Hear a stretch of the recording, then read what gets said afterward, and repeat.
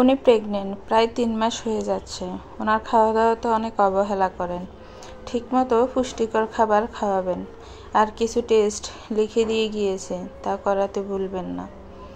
কথাটা শুনে অতসী চোখ দিয়ে স্রোতের মতো পানি গড়িয়ে পড়ছে। এতটা কেয়ারলেস, নিজের ভেতরে ছোট্ট একটা প্রাণ বেড়ে উঠছে, তাই একটু গুণ অক্ষরেও টের পায়নি। এই পাষাণ অত্যাচারী বংশের বাচ্চা হওয়ার থেকে না হওয়া ভালো ছিল। গর্বের কলঙ্কে এটা। অতসী কথাটা শুনে জোরে চিৎকার করে ওঠে, মাও আমার সন্তান, ওর পিতার পরিচয় যাই হোক না কেন, আমি ওর মা। এই সন্তান রেখে কি করবি? তুই যখন আমাকে গর্ভে ধারণ করেছিল তখন কি একবারও ভেবেছিল আমাকে তোমার পেটে রেখে কি করবে? তুইও এ বাচ্চাটাকে এক নয় অতসী। অতসী খুব আগ্রহ নিয়ে জিজ্ঞেস করলো, কেন? তোর বাবার সাথে বরাবরই আমার সম্পর্ক ভালো ছিল, আমাকে অনেক যত্ন নিত। সেখানে ইফাজ তোর ছায়াটাও সহ্য করতে পারে না। তারপর তোরা দুইজনই ডিভোর্সের কথা ভাবছিস। ডিভোর্স হয়ে গেলে এ বাচ্চাকে খাওয়াবি কি? আল্লাহ কাউকে সৃষ্টি করলে তার রিজিকও দিয়ে দেয়। আল্লাহ সবার রিজিকের মালিক। তোমাকে এগুলো না ভাবলেও চলবে। তাও সেই তো আমাদের ঘাড়ে এসেই পড়বি। মা, চিল্লেই কি হবে? আমাদের ঘাড়েই তো চেপে বসবি। ডিভোর্স তো হলোই না, তার আগেই তোমার এত চিন্তা। মেয়ে হলে বুঝবি কত জ্বালা। তার থেকে ভালো ডিভোর্সের প্রয়োজন নেই। বাচ্চাটা হলে দেখবি সব ঠিক হয়ে যাবে। হয়তো বাচ্চাটা তোদের সম্পর্ক আবার জোড়া লাগাতে পারে। মা, হয়েছে, অনেক বলেছ। এখন আমার সাবধানে থেকে চলে যাও। অতসী বালিশে মুখ গুজে কাঁদছে। কাঁদবে নাই বা কেন? যখন শুনেছিল মা হবে তখন তো মনের ভিতরে সুপ্ত অনুভূতিগুলো নাড়াছাড়া দিয়ে উঠেছিল। এমন অনুভূতি এইটুকু জীবনেও কখনো অনুভব হয়নি। এই তো ইফাজ অনেক অত্যাচার করেছে, কিন্তু বাচ্চাটা তো আল্লাহর দান। অতসীর কত শত স্বপ্ন বুনতো বিয়ের আগে, ছোট্ট একটা সংসার হবে, মা হবে, ছোট ছোট হাত পাগুলো বারবার শুয়ে দেখবে, ছোট মুখটাতে অসংখ্য চুমু দিয়ে ভরিয়ে দিবে, আর যখন কান্না করবে তখন হাজার গল্পের জুড়ি খুলে বসবে। আদর করে বুকে জড়িয়ে সে কি আনন্দ। আর বরটা খুব আদর করবে। প্রতিদিন কাজ শেষে বাসায় ফিরে আজ যাই হোক ভালো করে দুটো কথা বলবে। কিন্তু সবার ভাগ্য তো আর এক নয়। অতসী জানালার গ্রিল ধরে দাঁড়িয়ে আছে। এত কষ্টের মধ্যেও কেন জানি আনন্দ লাগছে। আসার পর থেকে কেউ একবারও কল দিয়ে জিজ্ঞেসও করেনি কেমন আছি। নিজেই নিজের বোকামির কথা ভেবে হাসি পাচ্ছে। যারা বাসা থেকে বের করে দিল তারা নাকি আবার কল দিয়ে জিজ্ঞেস করবে কেমন আছে। আপু, তুই কি পাগল হয়ে গেছিস? সেভাবে হাসছিস কেন? অতসী হঠাৎ কারো শব্দ শুনে ভয় পেয়ে গেল। পিছনে ফিরে দেখলো শিমু। অনেকদিন হাসা হয় না, তাই একটু হেসে দেখলাম। বাবা ডাকছে কখন থেকে, তুই শুনিসনি? না তো। আচ্ছা তুই যা, আমি বাবার কাছে আসছি। আমি মাথায় ওড়নাটা দিয়ে বাবার রুমের দিকে পা বাড়ালাম। দরজায় দাঁড়িয়ে অনুমতি চাইতেই বাবা জোরে কেঁদে উঠল। আমি দ্রুত গিয়ে বাবাকে জড়িয়ে ধরলাম। মারে, আমি তোকে এই আগুনের মধ্যে ফেলেছি, আমাকে তুই মাফ করে দিস। তোমার কোনো দোষ নেই বাবা, আমার ভাগ্যে যা ছিল তাই হয়েছে। কোনো বাবা মাই চায় না তার সন্তান কষ্টে থাকুক। তুই আর ওই বাড়িতে পা রাখিস না মা। নিজে তো কামাই করতে জানো না, আবার মেয়েকে বলছো শ্বশুরবাড়ি না যেতে। 2টা মেয়ে আছে, বিয়ে দিতে হবে, সেই খেয়াল কি আছে তোমার? মা, বাবাকে কেন বকছো? বললাম তো আমি তোমাদের সংসারের বোঝা হয়ে থাকবো না। শোনো মেয়ে, এত কিছু করে লাভ নেই। ইফাজ আসলে সোজা চলে যাবে। মেয়েদের এত তেজ থাকা ভালো না। অতসী কিছু বলে না, শুধু চোখ মুছে রুম থেকে বের হয়ে আসে। মা তো খারাপ কিছু বলেনি, ভয় পাচ্ছে আমি আমার সন্তান বাড়তি খরচ হয়ে দাঁড়াবো তাই। ভাগ্য কি কখনো পরিবর্তন হবে না? কিন্তু যাই হয়ে যাক, ওই বাসায় আমি যাচ্ছি না তা শিওর। হঠাৎ ফোন বেজে উঠতেই রিসিভ করলো মা। কিছুক্ষণ কথা বলে ফোনটা আমাকে দিল। হয়তো ইফাজ হবে, তাই ফোনটা ধরতে চায়নি। মা জোর করে আমার কানে ফোন দিয়ে চলে গেল। কণ্ঠটা চিনতে অসুবিধা হলো না। দাদিমা কল দিয়েছে। কেমন আছিস তুই? এই তো দাদিমা, ভালো। আর কত রাগ করে থাকবি? এবার তো বাসায় চলে আয়। সবার ভাগ্যে কি আর সব সুখ থাকে বলো? কদিন পর বাচ্চার মা হবে। এখন এসব রাগ অভিমান ভুলে চলে আয়। আমি আসিনি দাদিমা, বিনা অপরাধে বের করে দেওয়া হয়েছে। নিজের সংসার ধরে রাখতে হয়, বিয়ে হলে কত ঝগড়া ঝাপটাই কাটাতে হয়। যদি ইফেস ঠিক থাকতো তাহলে সংসার ধরে রাখার চেষ্টা করতাম। যে সংসার আমার না তা ধরে রাখার কোনো প্রশ্নই আসে না। অথচ চলে আয় বোন, এসব জেদ করিস না, একদিন দেখবি সব ঠিক হয়ে যাবে, ইফাজ পরিবর্তন হবে। ইফাজ পরিবর্তন হবে না, হবে তা আমিও জানি, কিন্তু আমি চলে যাওয়ার পর। আচ্ছা দাদিমা রাখি, পরে আবার কল দিব। এটুকু বলেই কেটে দিলাম। যত কথা বলবো তত এইসব কথা শুনতে হবে। দুপুরের খাবার খেয়ে চোখ বন্ধ করে শুয়ে আছি, অমনি কলিং বেল বাজলো। আমার শরীরটা ভালো নেই, তাই আমি উঠলাম না, আগের ন্যায় চোখ বন্ধ করে শুয়ে পড়লাম। অতসী ডাক্তার শুনে চোখ মেলে তাকাতেই দেখলাম ইফাজ এসেছে, সাথে আরেকটা লোক। ইফাজ আমার দিকে তাকিয়ে বলল, ডিভোর্স চাচ্ছিলে না? তার আগে আমার টাকাটা দিয়ে নাও। কিসের টাকা? নাকা সেজো না, খুব ভালো করেই জানো কিসের টাকা। টাকা দেওয়ার সময় তো আমাকে দেননি, তাহলে এখন আমার কাছে খুঁজছেন কেন? তোমার মা তো নিয়েছে, তাহলে মায়ের কাছে খুঁজুন। ইফাজ, বিয়েটাকে তুমি ছেলে খেলা মনে করো না। অতসীর পেটে তোমার বাচ্চা, এখন কিসের ডিভোর্সের কথা বলছো? বাচ্চা মানে? নিজের বউয়ের প্রতি তো কোনো খুঁজই নেই। বাচ্চা তো কি হয়েছে? আমার বাচ্চা আমাকে দিয়ে দিক, শেষ হয়ে গেল ঝামেলা। কেন আপনাকে দেব? তোমার এখনও সেই ক্ষমতা হয়নি আমার বাচ্চা নিজের কাছে রেখে মানুষ করার, নিজেই তো খেতে পাবে না। অতসী হেসে বলল, আমি যেহেতু 10 মাস নিজের পেটে রাখার ক্ষমতা রাখি, তাহলে বাকি সময়টাও আমার কাছে রাখতে পারবো। তার সময়ে দেখা যাবে। হ্যাঁ, তা তো অবশ্যই। সময় এদিক আপনাকে আমার থেকে খারাপ পরিস্থিতিতে ফেলবে। এত টাকার অহংকার তখন কিছুই থাকবে না। অভিশাপ দিচ্ছ নাকি? সেই সাধ্য কি আমার আছে? এসব না বলে উকিল নিয়ে এসেছি, ডিভোর্স পেপারে সাইন করে দাও। শরীয়ত মোতাবেক অন্তঃসত্ত্বা অবস্থায় তালাক দিলে তার সন্তান ভূমিষ্ঠ হওয়ার আগ পর্যন্ত তালাক কার্যকর হয় না।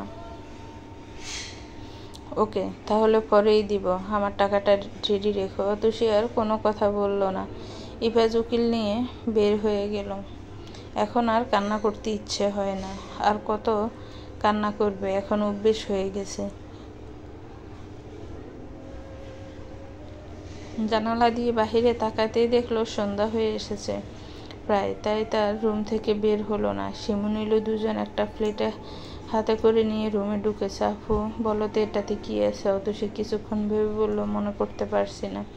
আচ্ছা, একটা অপশন দে। খাবারটা তুই খুব বেশি পছন্দ করিস, আর আমরা তোকে মাঝে মাঝে বানিয়ে খাওয়াতাম।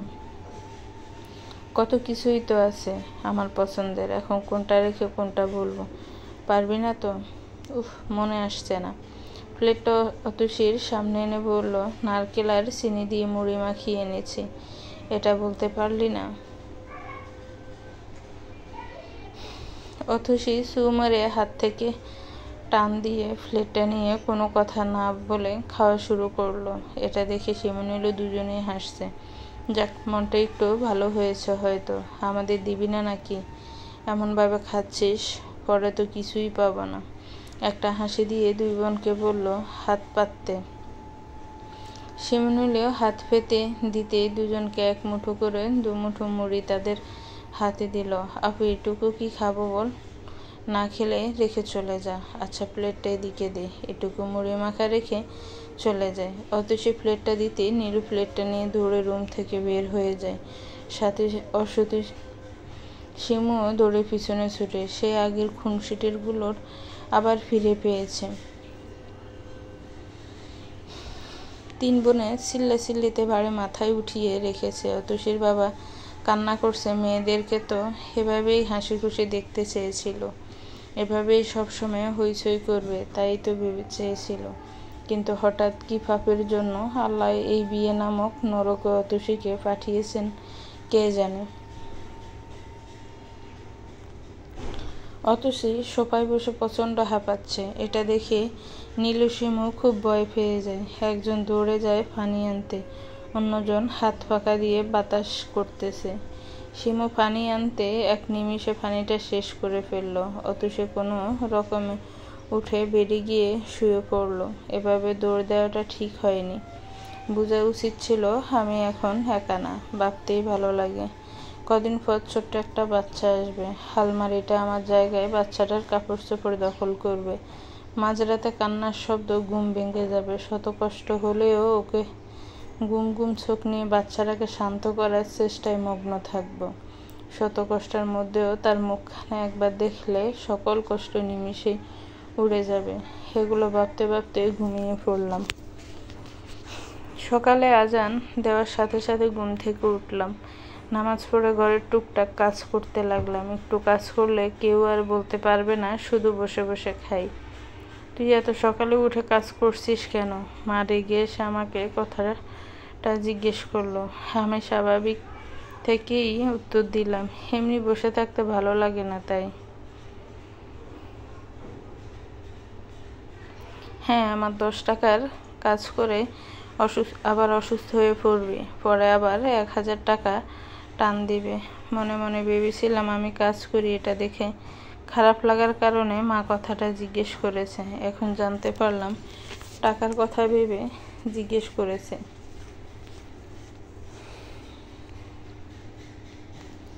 মুচকি হাসি দিয়ে বললাম, সে তোমার ভাবতে হবে না মা, আমি এবার অসুস্থ হব না। আল্লাহর কাছে রোজ চাই যেন আমি সম্পূর্ণ কোনো কাজে তোমাদের একটা টাকাও না লাগে।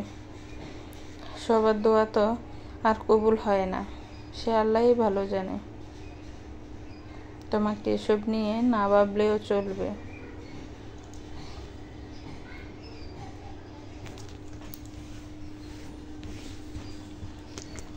সে কিচেনে ঢুকে ছড়িয়ে ছিটিয়ে থাকা জিনিসগুলো গুছিয়ে রাখছে। অমনি নীলু এসে হাত ধরে কিচেনের বাহিরে নিয়ে গেল। অতসীকে একটা চেয়ারে বসিয়ে বলল, আপু, ডাক্তার তোকে পুরো বেড রেস্ট দিয়েছে আর তুই কাজ করছিস? আমি নীলুর মাথায় হাত বুলিয়ে দিয়ে বললাম, ডাক্তার তার নিজের দায়িত্ববোধ থেকে বলেছে আমাকে বেড রেস্ট থাকার জন্য, আর আমি আমার দায়িত্ববোধ থেকে কাজ করতে গিয়েছি। সবার কপালে সব সুখে সয় না। তোর যা কাজ আছে সব আমি করে দিব, তুই শুধু বসে বসে বলবি। আমি বসা থেকে উঠে বললাম, এই তো সব কাজ শেষ, তুই পড়তে বস, আমি হাতের কাজগুলো সেরে এখনই রুমে চলে যাব। আপু বললাম তো আমি করে দিব, পাকনামো করতে হবে না, পড়তে বস।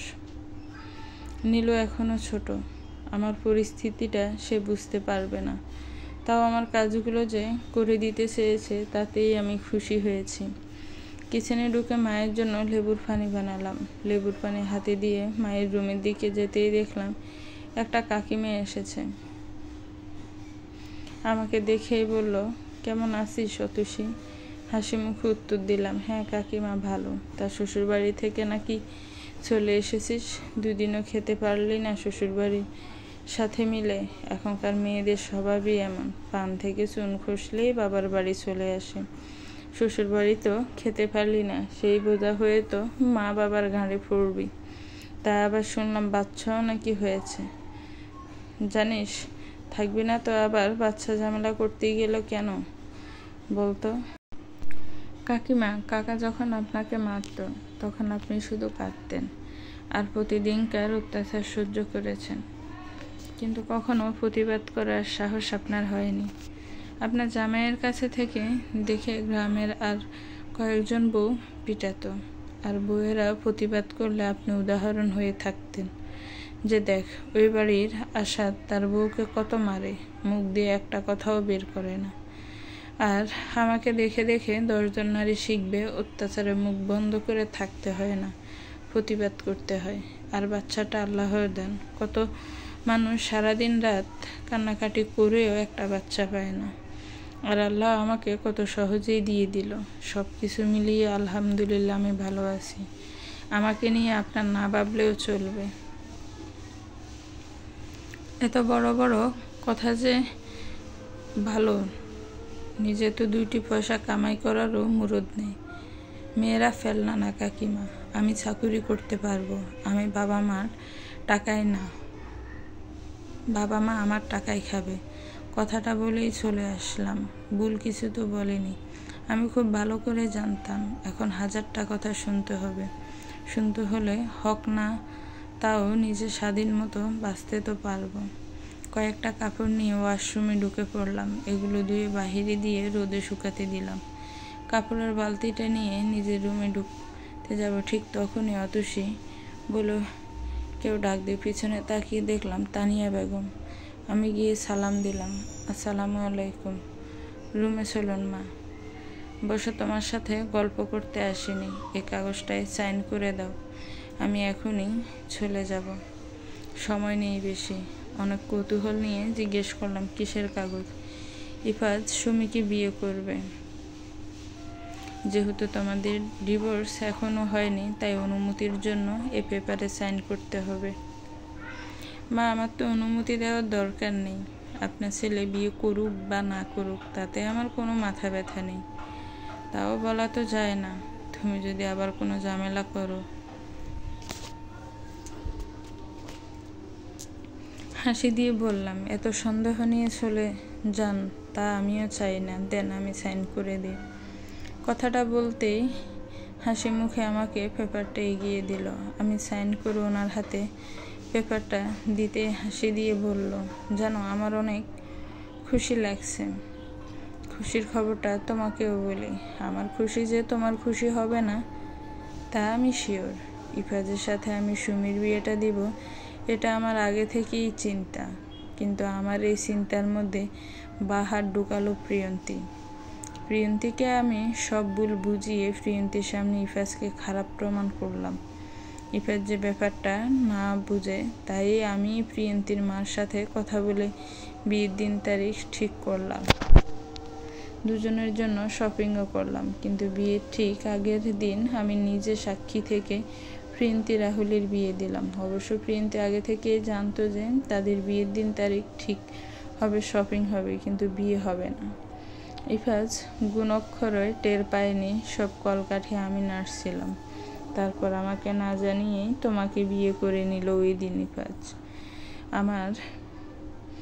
ইফাজকে আমার মেরে ফেলতে ইচ্ছে করছিল, কিন্তু কি করব, বিয়ে যখন করে ফেলেছে তখন তো আর কোনো কিছু করার নেই।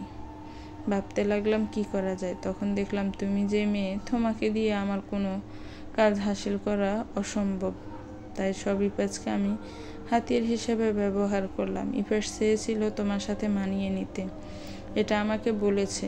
তখন আমি তোমার সম্পর্কে ইফাজকে কান বিষ ঢেলেছি। তোমার ক্ষতি করার আমার কোনো প্ল্যানিং ছিল না, কিন্তু ইফাজ তোমাকে রাখুক তা আমি চাইনি।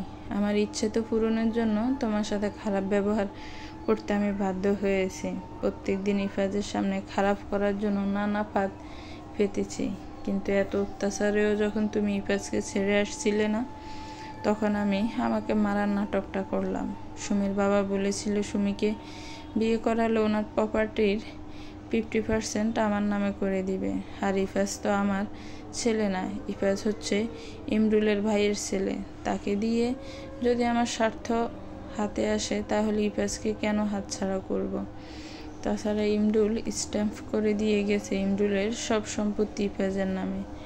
আবার যাওয়ার সময় আমাকে ডিভোর্স পেপারটাও দিয়ে গেছে। তাহলে বলো, এমন লোকের সংসার আমি কেন টিকিয়ে রাখবো? কথাগুলো বলে দীর্ঘশ্বাস নিয়ে বলল, চলি এবার। মনে মনে কি ভাবছো, ইফাজকে সব বলে দিবে? আবার সংসার করবে ইফাজের সাথে? ভুল ভাবছো, তা কখনো হবে না। ইফাজ কখনো তোমার কথা বিশ্বাস করব না। মানতে হবে মা, তুমি পাক্কা অভিনেত্রী, খলনায়িকার চরিত্র তোমার থেকে ভালো।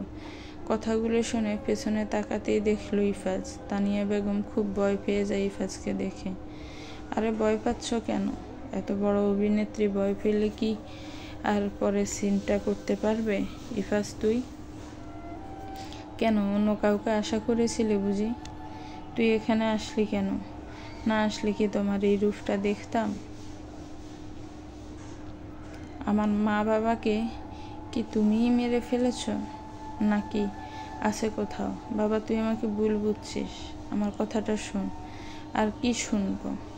এখন আবার নতুন গল্প সাজাবে তাই তো? আমি কোনো নতুন গল্প শুনতে চাই না। এত বড় ধোঁকা কি করে দিয়েছো তুমি? অতসীর মা দুজনেই একসাথে দেখে আগ্রহ নিয়ে আসে কি হয়েছে জানার জন্য। মাঝখান থেকে কথা কিছুই বুঝতে পারে না, তাই অতসীকে জিজ্ঞেস করে কি হয়েছে। অতসী মুখে হাত দিয়ে চুপ করে বলে, হাত দেখতে বলে, এখানে কি হচ্ছে?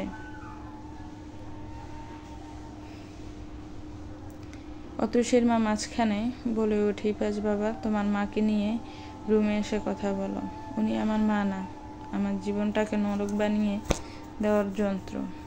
আরে আপনি বলতেন আমি আপনাকে আমার সব দিয়ে দিতাম। আপনাকে সব দিয়ে দিলে যদি আমি সুখে থাকতাম তাহলে তাই করতাম।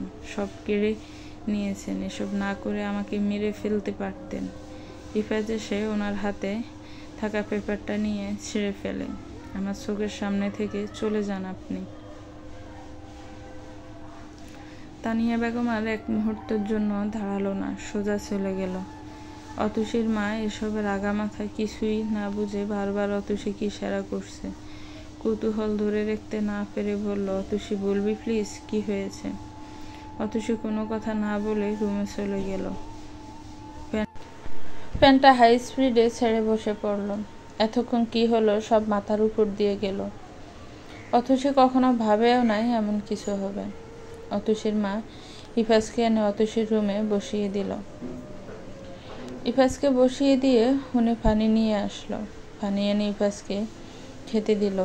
আমি বেডে শুয়ে ইফাজের মুখের দিকে তাকিয়ে আছি। চোখ দুটো লাল হয়ে আছে, চোখের পানি টলমল করছে। ইফাজ একটু পর পর চোখের কোনো আজকে থাকা পানিগুলো মুছে ফেলছে। কান্না আটকানো যথাসাধ্য চেষ্টা করছি ইফাজ আমার দিকে তাকাতেই আমি চোখ সরিয়ে নিই। ইফাজ বাবা, তুমি ফ্রেশ হয়ে নাও, আমি তোমার জন্য খাবার বেড়ে দিচ্ছি। মা, এখন আমি খাবো না। ইফাজ ফোন বের করে দাদিমাকে কল দিল। কল দিয়ে অতসীদের বাসায় আসতে বলল। অতসীর মা খুব আগ্রহ নিয়ে বসে আছে, তাই অতসীর মাকে সব খুলে বলতে লাগলো। আমি শুধু চেয়ে চেয়ে সব দেখছি। ইফাজ যে আমার উপর অত্যাচার করেছে সব চোখে ভেসে উঠছে। আমার জীবনের সবচেয়ে খারাপ গিয়েছে এ কটা মাস। সহ্য করেছি অনেক, তার ফল মনে হয় আল্লাহ আমাকে দেখিয়েছে। বেশিক্ষণের মধ্যে দেখলাম হাবিবা বেগম চলে এসেছে। এসে আমার কাছে এসেছে। কেমন আছিস নাতবো? এই তো ভালো, তুমি কেমন আছো? তোদের না ছাড়া আমি কি ভালো থাকতে পারি? ভালো থাকবে না কেন? তোমার নাতি তো আবার বিয়ে করছে, নতুন নাতবউ পাবা। আমার কথা শুনে দাদিমা অবাক দৃষ্টিতে ইফাজের দিকে তাকালো। তুই আবার বিয়ে করবি? এগুলো বাদ দিয়ে বলো, তানিয়া বেগম যে আমার মা না তা কেন এতদিন বলনি? হাবিবা বেগম নিচের দিকে তাকিয়ে উত্তর দিল, তুই এসব জানলি কোথা থেকে? দাদিমা, আমি তোমাকে যা জিজ্ঞেস করেছি তার উত্তর দাও। দাদু ভাই, তুই যদি কষ্ট পাস যে তোর মা বাবা নেই সেজন্য। আমার মা বাবা নেই মানে? তোর বাবা মা অ্যাক্সিডেন্টে মারা গিয়েছে। এরপর থেকে তানিয়া তোকে নিজের ছেলের মতো মানুষ করেছে, তাই জন্য কখনো তোকে আমি তোর বাবা মার কথা বলিনি। তানিয়া আমাকে নিজের স্বার্থের জন্য মানুষ করেছে, এটা তোমরা বুঝতে পারোনি? ইফাজ সব কিছু হাবিবা বেগমকে বলে। দাদু ভাই, এত কিছু বুঝিনি রে, মাফ করিস আমাকে। অতসীর মা দাদিমাকে নিয়ে গেলেন, কারণ ওনার শ্বাসকষ্ট শুরু হয়ে গিয়েছে। অতসী আগের ন্যায় বিছানায় শুয়ে আছে। ইফাজ আস্তে আস্তে অতসীর পাশে গিয়ে বসে। ইফাজকে আসতে দেখে অতসী চলে যেতে নেয়। ইফাজ জোর করে অতসীকে বেডে বসিয়ে দেয়। অতসীর হাত ধরতে সর্বোচ্চ শক্তি দিয়ে অতসী ইফাজের হাত ছাড়িয়ে নেয়। ইফাজ হঠাৎ অতসীর পা জড়িয়ে ধরে কান্না করে দেয়। কান্নাজড়িত কণ্ঠে বলতে থাকে, অতসী প্লিজ আমাকে মাফ করে দাও। আজকের পর থেকে আমি কখনো তোমাকে কষ্ট দিব না। এখন তুমিও যদি আমাকে ছেড়ে চলে যাও তাহলে আমি আর নিজেকে ঠিক রাখতে পারবো না, আমি মরে যাব। অতসী পা ছাড়িয়ে বলল, যে অন্যের কথা শোনে আমাকে মারতে পর্যন্ত দুবার ভাবেনি। তাকে আমি কখনো ক্ষমা করতে পারবো না। অতসী, আমি ভুল করেছি, আমার ভুল স্বীকার করছি, আর কখনো তোমার সাথে খারাপ ব্যবহার করব না। প্লিজ অতসী, আমাকে বোঝার চেষ্টা করো। রানী করে রাখবো আমি তোমাকে। কথাটা শুনে আমি অট্ট হাসি দিলাম। এটা দেখি ইফাজ আমার দিকে তাকিয়ে আছে। ইফাজের চোখে চোখ পড়তে দেখলাম চোখ দুটো পানিতে ছলছল করছে। আমার কথা শুনে তোমার হাসি পাচ্ছে? হাসি কেন পাবে না বলেন? আমি যখন আপনাদের বাসায় ছিলাম আমার সাথে কুকুরের মতো ব্যবহার করেছেন। আপনাদের বাড়ির কাজের লোকের সাথেও এর থেকে ভালো ব্যবহার করেছে। কারণে অকারণে মেরেছেন। রুহানের সাথে কথা বলার কারণে আমার গায়ে সিগারেট দিয়ে পুড়িয়ে দিয়েছিলেন। কি খারাপ ব্যবহার করেননি বলেন তো? একটু অসুস্থ থাকলেও 1000টা কথা শুনতে হতো। এখন আপনি বলছেন আমাকে রানীর মতো করে রাখবেন? আপনিই বলুন, কথাটা শুনতে কি হাস্যকর নয়? অতসী, সব ভুল ছিল। প্রতিদিন আমার ব্রেন ওয়াশ করা হতো তোমার নামে খারাপ কথা বলে। অবশ্যই আপনি এখনো বাচ্চার বাবা হতে চলেছেন, তাও কেন মানুষের কথায় চলেছেন? অতসী, ভুল তো মানুষেরই হয়। বলো, কি বলবো? বিয়ের দিন থেকে এসব অত্যাচার সহ্য করে এসেছি। সবার কাছ থেকে শুনতে হয়েছে আপনি আমাকে পছন্দ করে বিয়ে করেননি। অতসী, আমার কথাটা শোনো প্লিজ। আমি তোমাকে বিয়ে করেছিলাম কারণ তুমি প্রিয়ন্তীর ব্যাপারে সব জানতে, আমাকে অনেক ভালো বুঝতে তুমি। তখন আমি ভেবেছিলাম তোমাকে বিয়ে করলে তুমি আমাকে খুব ভালো বুঝবে আর প্রিয়ন্তীরও কষ্ট পাবে। কিন্তু সব শেষ করে দিলে এই মহিলা। জি, আপনার সব কথা আমি শুনেছি। আপনি এখন যেতে পারেন আমার চোখের সামনে থেকে।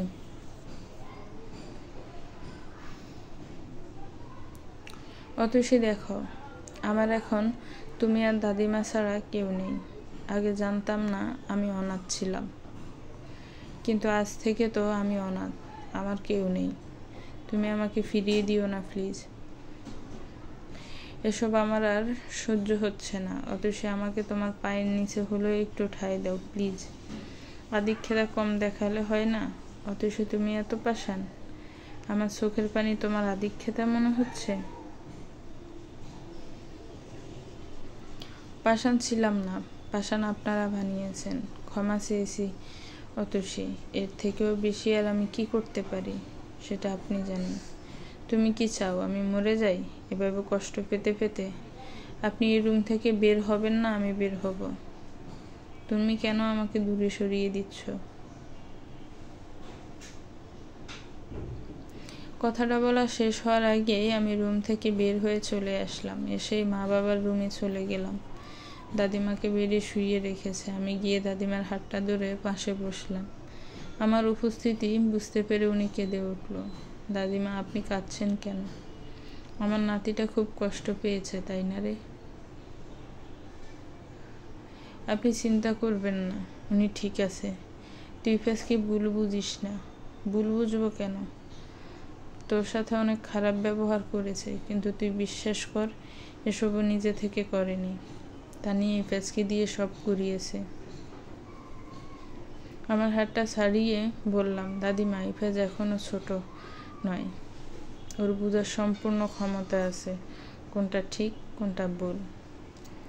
তানিয়াকে অনেক বিশ্বাস করতে, এজন্যই কোনটা ঠিক কোনটা ভুল তা একবারও ভাবিনি। আচ্ছা, এগুলো বাদ দেন, কি খাবেন বলুন? আমি আপনার জন্য খাবার বানিয়ে আনছি। আমার ক্ষুধা নেই রে। বোনা, আমার রিফাসটা যে কষ্ট পাচ্ছে, নাতির জন্য এত চিন্তা করতে হবে না। তুই যদি ইফাজের সাথে থাকতি তাহলে আমার এত চিন্তা হতো না, কিন্তু আমার নাতিটা তো এখন একা।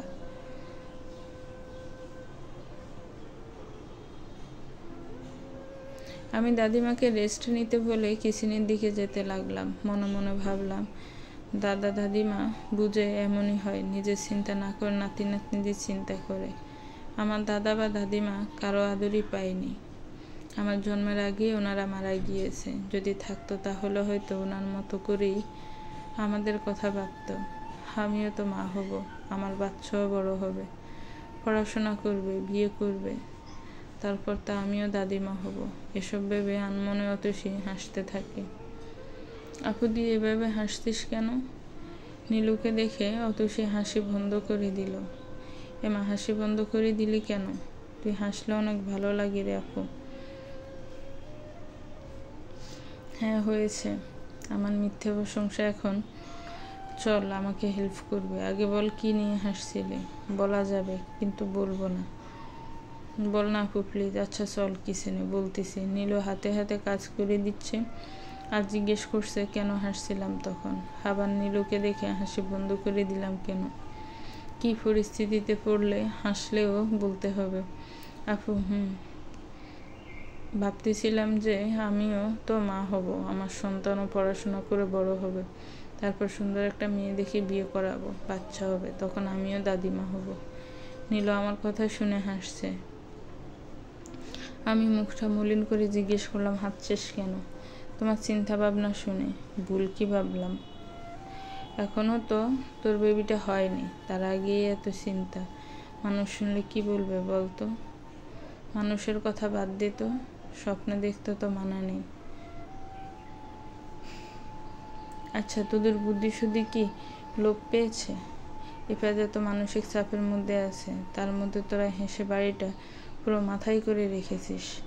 এত হাসি তামাশার কি হলো? হ্যাঁ, আমি আমার পেঁয়াজ করছিলাম, কথার স্টাইল শুনেই বুঝে গিয়েছি এটা মা, তাই উত্তর দিলাম আল্লাহ সব দেখে মা, আমাকে যে কষ্ট দিচ্ছে তা আল্লাহ ফেরত দিতেছে। ইফাতের জন্য এত মায়া? কই, আমি তো কষ্ট ছিলাম, শুধু মানসিক না মা, শারীরিক নির্যাতনের শিকার হয়েছি। তখনও তো একবারের জন্য তোমাকে কাছে পাইনি। অতসী ইদানিং তুই একটু বেশি খারাপ ব্যবহার করছিস, তোর মনে হচ্ছে না? মা তুমি আমার বিয়ের পর থেকে আমার মায়ের মতো নাই, এটা কি তোমার মনে হচ্ছে না? বেশ মুখে মুখে কথা বলতে শিখেছিস। মা কখনো সন্তানের খারাপ চায় না, এটা জানিস তো। আমি যদি তখন তোর মতো ভেঙে পড়তাম, তোর কথা শুনতাম, তাহলে আজ তাদের ডিভোর্স হয়ে যেত। আমি মানছি আমি তোর সাথে খারাপ ব্যবহার করেছি, কিন্তু কার জন্য করেছি? তোর জন্যই তো। আমি চেয়েছি তুই একটু মানিয়ে নে, সময়ের সাথে সাথে সব ঠিক হয়ে যাবে। মা, কথায় আছে না, শাক দিয়ে মাছ ডাকার চেষ্টা তুমিও তাই করছো। বললাম তো মা, কখনো সন্তানের খারাপ চায় না। নীলু একটা আসবা, তোমার সাথে কথা ছিল। নীলু ইশারায় আমাকে জিজ্ঞেস করে কি করবে। আমি বললাম যা। নুডলস রান্না করে দাদিমার রুমে নিয়ে গেলাম। দাদিমাকে উঠিয়ে খেতে দিলাম। দাদিমাকে খেতে দিয়ে বাবার পাশে গিয়ে বসলাম।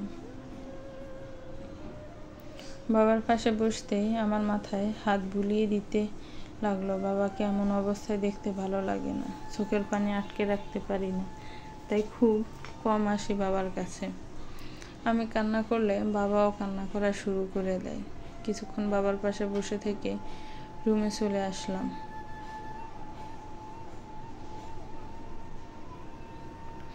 ইচ্ছে করে সারাক্ষণ শুধু শুয়ে থাকি, কিন্তু তা কি সম্ভব? আকাশটা মেঘলা হয়ে এসেছে, চারদিক পুরো অন্ধকার। রুমের ভেতর থেকে বাহিরের সাউন্ডটা হলুদ একটা ভাব দেখা যাচ্ছে। এমন সময় বাহিরে হাঁটতে ভীষণ ভালো লাগে। বেশিক্ষণ আর বৃষ্টি লেট করলো না, খুব জোরে বৃষ্টি পড়তে থাকে। এই আপু, কি এত ধ্যান করে ধরেছিস? দরজার দিকে তাকাতেই দেখলাম নীলু অনেকটা ভিজে গেছে, হাতে একটা ব্যাগ। কোথায় গিয়েছিস? ইফাজ ভাইয়া নিয়ে গেছে। এই যে দেখ, এই ব্যাগটাতে তোর পছন্দের সব খাবার। তোকে আমি বলেছি আমি খাবো? আরে দেখ না কি কি এনেছি, ফুচকা, চিকেন ফ্রাই, চটপটি, সমুচা, পেয়ারা। আমি বলেছি এগুলো আনতে? আমি বলেছি? তুই বলবি কেন? ইফাজ ভাইয়া বলেছে তোর কি কি পছন্দ নেওয়ার জন্য, আবার পরে যাবে। এখন তুই এটুকুই এনেছি, বৃষ্টির জন্য আনতে পারিনি। আমি এগুলো খাবো না। অথচ তুমি এমন করো না, আমার উপর যত ইচ্ছে রাগ করো, কিন্তু খাবারের উপর রাগ করো না। এই শুনেন, ডিভোর্স পেপারে নিয়ে আসেন, সাইন করে দিব। আমি আপনাকে আমার চোখের সামনে দেখতে চাই না। তোর কথাই এখন ডিভোর্স হবে না, তার মানে তোমাকে এখন আমাকে সহ্য করতেই হবে। আপনি নিজেকে কি মনে করেন বলুন তো? অতসীর বর, এমন মুহূর্তে লোকটা আমার সাথে রসিকতা করছে, অসভ্যও বটে। আম্মু তো আশেপাশেই আছে, যদি শুনতে পাই তখন। এই রানী, এত কি ভাবছো শুনি? আপনি আমার চোখের সামনে থেকে এই চলে গেলে খুশি হব, কিন্তু আমার খুশির জন্য যে তোমার সামনে আমার থাকতে হবে, সে আপনি যে স্বার্থপর, নিজের স্বার্থ উদ্ধারের জন্য অনেক কিছু করতে পারেন, তা আমি জানি। ইফাজ কোনো কথা বলল না, মুচকি একটা হাসি দিয়ে বলল, আমি বাসায় যাচ্ছি, খুব শীঘ্রই আসবো, খাবারগুলো খেয়ে নিও। আমি কোনো কিছু বলার আগে ইফাজ চলে গেল। এই খাবারগুলো আমি কখনো খাবো না। নিজেকে কি মনে করে উনি? আমি এক নিমেষে সব ভুলে যাব? একটু আদর করে ডাকলে সাড়া দিব? এমনটা কখনো হবে না মিস্টার ইফাজ। আমি বরফ নই যে আপনার একটুখানি মিষ্টি কথায় আমি ঘুলে পানি হয়ে যাব। আপু, তুই খাচ্ছিস না কেন? তোর ইচ্ছে হয়েছে, তুই খেয়ে নে। ভাইয়া এত কষ্ট করে আনলো, আর তুই খাবি না? আমি কাউকে বলি নাই আমার জন্য কষ্ট করতে। আপু, ভাইয়া তো এখন আগের মতো নেই, সব ভুলে যা। বেশি পাকামো করতে আসিস না। ইফাজ বাসায় এসে সোজা নিজের রুমে ঢুকলো, ফ্রেশ হয়ে ড্রেস চেঞ্জ করে নিল। ইফাজ ডাক্তার শুনে ইফাজ পিছনে তাকালো। এমনিতে রেগে ছিল, সুমিকে দেখে আরো রেগে গেল। এই মেয়ে, সমস্যা কি? অনুমতি ছাড়া কারো রুমে ঢুকতে হয় না, এটা তোমার মা বাবা শিক্ষা দেয়নি? ইফাজ, তুমি এভাবে কথা বলছো কেন? বের হও আমার রুম থেকে। ইফাজ, শোনো, তানিয়া আন্টি বলেছে তোমাকে নিচে যেতে। এই মেয়ে, তোমাকে বলেছি না বের হতে? এখন আমার রুম থেকে বের হয়ে যা।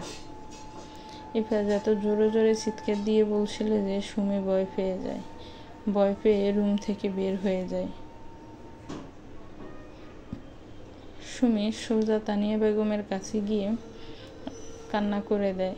সুমিকে কান্না করতে দেখে তানিয়া বেগম জিজ্ঞেস করলো, কি হয়েছে মা? আপনার জন্য আজকে ইফাজ আমার সাথে এত খারাপ ব্যবহার করতেছে। আমি কি করছি? আপনার পেটে তো কোনো কথাই থাকে না। কি দরকার ছিল নাচতে নাচতে মেয়েটাকে আমাদের সব প্ল্যান বলে দেওয়ার? মেয়েকে বলেছি, তাতে তো প্রবলেম হয়নি। ইফাজ যে সব শুনে ফেলবে তা তো জানতাম না। আপনার একটু সাবধানতার জন্য আজ আমার এই পরিস্থিতিতে পড়তে হলো। সব ঝামেলার মূল ওই মেয়েটা। এই যে শুনেন, অত সে আমার বউ হয়, তাই ওই মেয়েটা না করে বৌমা বলুন। ইফাজ বাবা, তুই আর ভুল বুঝিস না।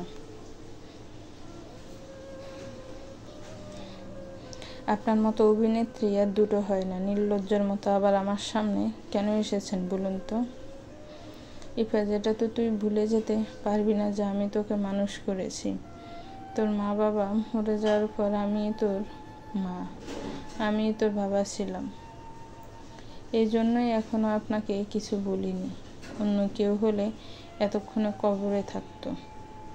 ইফাজ, তুই বাবা আমার সাথে এমন করে কথা বলিস না। এখন থেকে এই বাড়ির সকল স্থাবর অস্থাবর সকল সম্পত্তির মালিক আমি। তাই আপনার 14 গোষ্ঠী যে আছে তাদেরকে বাসা থেকে চলে যেতে বলেন। আপনাকেও চলে যেতে হবে, কিন্তু আপনার জন্য আমি আলাদা ব্যবস্থা করে রেখেছি। আপনাকে দামি ফ্ল্যাট, গাড়ি, টাকা পয়সা সবই দিব, কিন্তু আমার সাথে রাখবো না। যতই হোক, আপনি তো আমাকে একটু হলেও মায়ের আদর দিয়েছেন। এসব দিয়ে কি মায়ের ঋণ শোধ করা যায়? আপনি তো আমার মা না। ঋণ শোধ করার কী আছে? আমাকে দিয়ে আপনি স্বার্থ উদ্ধারের চেষ্টা নিতান্তই ব্যস্ত ছিলেন।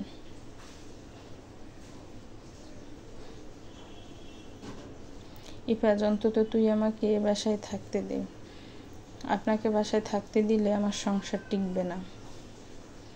কথাগুলো বলে ইফাজ বাসা থেকে বের হলো। বাসা থেকে বের হয়ে একটা হসপিটালে গেল। হসপিটালে যাওয়ার উদ্দেশ্য হলো ইফাজ একটা বন্ধু আছে ডক্টর শুভ। অতসীর ব্যাপারে কথা বলতেই মূলত শুভর কাছে আসা। ইফাজকে দেখে শুভর চেয়ার থেকে উঠে এসে জড়িয়ে ধরে। কি ব্যাপার, তুই এ সময়? এসেছি একটা প্রয়োজনে। তাই নাকি? বিয়েটি করলে একবারের জন্য বললিও না। এটা তো তোর কাছে আশা করিনি। ট্রিট দিচ্ছিস? কবে এটা বল। চাচা হয়ে নে, 2 ট্রিট একবারই দিয়ে দিব। আরে বাহ, তুই তো অনেক ফাস্ট। আমি বিয়েই করলাম না আর তুই বাবা হয়ে যাচ্ছিস। ইফাজ শুভ দুজনেই হেসে উঠল। শুভ ইফাজকে বসতে বলে নিজেও বসলো। চা নাকি কফি খাবি? না, কিছুই খাবো না, একটু তাড়া আছে।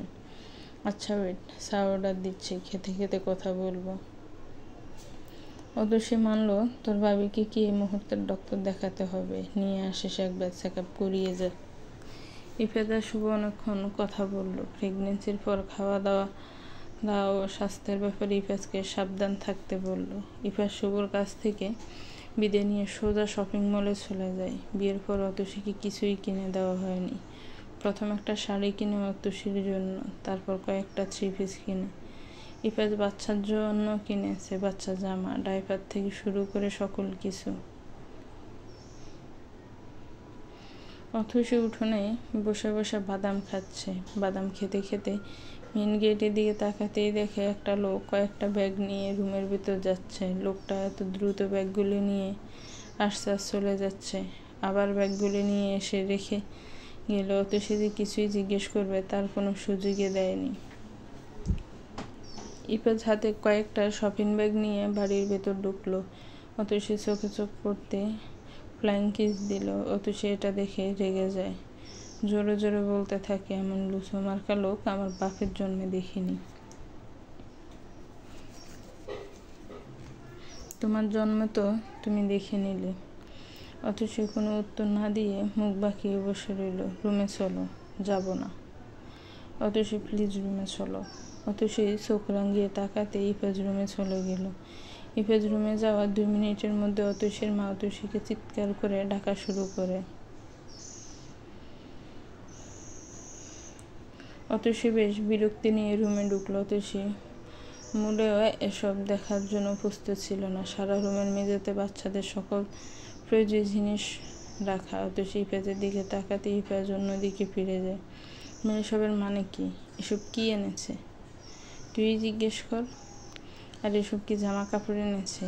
উনি কার জানে ছেলে হবে নাকি মেয়ে হবে? তাই তো ছেলেদের জামাও এনেছে, মেয়েদের জামাও এনেছে। আল্লাহ আপনাকে কি দিয়ে বানিয়েছেন বলেন তো? আপনার শরীরে মনে হয় গন্ডারের চামড়া, তাই কথা গায়ে লাগে না। আপনাকে নিষেধ করি না আমার সামনে আসার জন্য, আর এসব আদিক্ষেতা আমার একদম পছন্দ হয় না। আপনি আমার সামনে আসবেন না, আমি এই বাড়ি ছেড়ে কোথাও চলে যাব। গল্পটা কেমন লেগেছে একটি কমেন্টস করে জানাবেন। গল্পটার পরবর্তী পার্ট খুব শীঘ্রই আসবে। আর আমার চ্যানেলটাকে প্লিজ সাবস্ক্রাইব করবেন। যারা অলরেডি সাবস্ক্রাইব করে রেখেছেন তাদেরকে অসংখ্য অসংখ্য ধন্যবাদ। আসসালামু আলাইকুম।